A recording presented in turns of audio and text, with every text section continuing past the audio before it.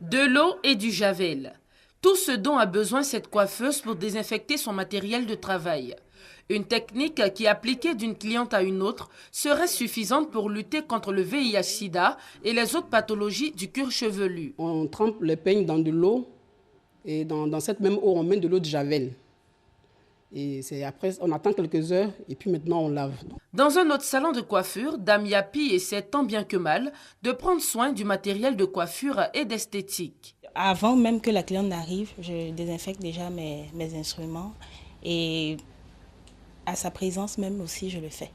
Dans ces deux espaces de beauté, comme dans bien d'autres, on ne se soucie pas que de la beauté des clientes. Leur santé aussi préoccupe. Pourtant, selon le syndicat national des professionnels éclairés de la coiffure et de l'esthétique, 80% des espaces de beauté à Abidjan n'ont aucune notion de désinfection du matériel. Les aiguilles, peignes, lames, coupe-ongles et autres matériels de travail sont parfois utilisés sur plusieurs clients sans grand soin. Le SINAPESECI tire la sonnette d'alarme.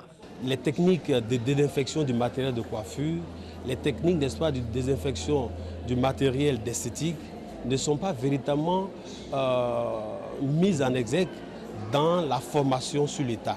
Ces séries de formations s'inscrivent également dans le cadre, n'est-ce pas, de la lutte contre le sida dans le milieu de la coiffure. La formation telle qu'engagée est la deuxième du genre. 450 artisans de beauté seront donc en formation dans les jours à venir sur les techniques de désinfection du matériel.